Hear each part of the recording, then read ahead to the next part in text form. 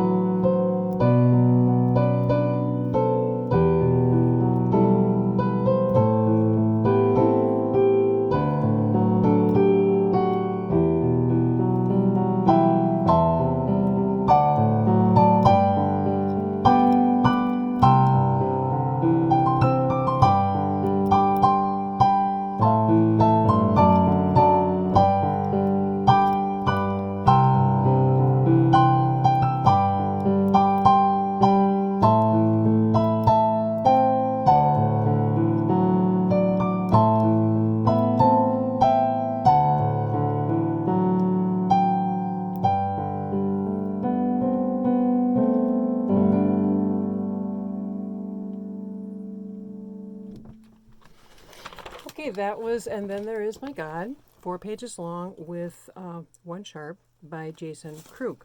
And by far the hardest part for me was page 4. That's where you have those high notes trying to get up there, and as you know, I have trouble with the stretches. For some reason I can never get up to the highest note. I always fall short, and so that is the trouble that I had, was page 4. I can show you page 3 also to give you an idea of what this song is. So that again was And Then There Is My God, and it is out of the book titled The Church Pianist's Library, Volume 13, Intermediate. So I wanted to let you know that, I don't know if you've ever realized that God talks to all of us. I mean, I know I'm not crazy, okay? Some of you probably think I am, but you aren't the only ones. But God does talk to us, and it's happened to me so many times. Seriously, so many times. If you open your heart and your mind to be open to it, and you'll start to recognize when he does it. And, one example, I'll just give you one example. On my way to work here the other day, I was just feeling overwhelmed by everything. I've got so many things going on, as we all do. And I was just feeling like, man, I can't do it all. I just can't do it all.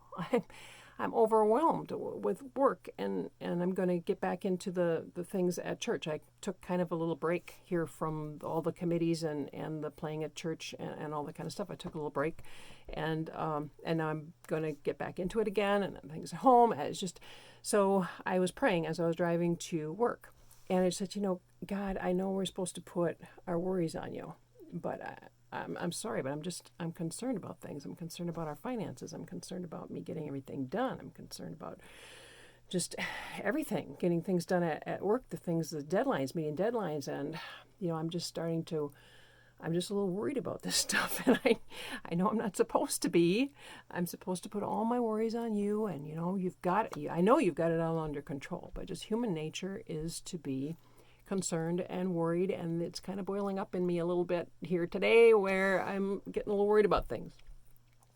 Okay, so every day when I arrive at work, the last thing I do before I go inside is I check my phone. I check, you check Facebook to see, all the up-to-date stuff. You check your email, check your Instagram, and then change my phone to vibrate with the volume way down, and then I go into work. So that day, I checked my Facebook, I checked my email, and then I checked Instagram, and I'm hooked up with Northwestern Publishing House also. And so they had posted something. And the very thing, I wrote it down here, the very thing that they posted was exactly what I had been talking to God about on the way to work. And that has happened so many times. I can't even tell you how many times this happened. It was Philippians 4:6. Do not be anxious about anything, but in everything, by prayer and petition, with thanksgiving, present your requests to God. And, many of you probably think that's just a coincidence. Okay, yeah, sure. Maybe it was a coincidence. But this isn't the only time it's happened. There's been times when I've had something going where I'm worried about something, I'm thinking about something's going on in my life. One time in particular, I got to tell you about, is, I won't go into a lot of detail. I was talking to my sister the night before, and she quoted a Bible passage about the very thing that I was dealing with. It was perfect, absolutely perfect. It just fit the situation perfectly. Okay, the next day I go to work, and I'm still concerned about this. And at lunchtime, I figure, okay, I'm just going to go outside and sit in my car. It's a nice summer day. I'm going to sit in my car and just relax for a while. And I always carry a Bible with me in my car. So that, at my lunch break, I'm just going to open up the Bible, and, that's usually what I do. I've tried to read the Bible 3-4 times from start to finish, and I never get through it. So what I do now is I just open it. I just have it there, and I just open it, maybe flip a couple pages and start reading. And that works best for me. So that day at my lunch break, I took my Bible and I opened it, flipped a couple pages, I looked down, and I started reading, and that was the Bible verse that my sister had quoted to me the night before. Now, you can't tell me that that's a coincidence. A Bible this thick, with how many verses, how many books in it, how many areas in it that it could have flipped to. But that particular day, I just open it up, flip a couple pages, look down, and that is exactly the Bible verse. Out of all the Bible verses in the Bible, that's the Bible verse that it opens up to, the one that we were just talking about the night before. Those are the kinds of things that God talks to us. Those are the kinds of ways that God talks to us. And we just have to open our hearts and our minds to it. And once you do that, you'll start to recognize that I'm a firm believer there are no coincidences. There are no coincidences. You can call them that if you want. Go ahead. But those things are there for a purpose. And That's one way that he talks to us. And so I challenge you, if you haven't already done that, to just be open to that and look for ways that he's talking to you, because he does communicate with us. So that was my little thought for the night. I hope you have a nice evening. Thanks for stopping by, and I hope to see you again.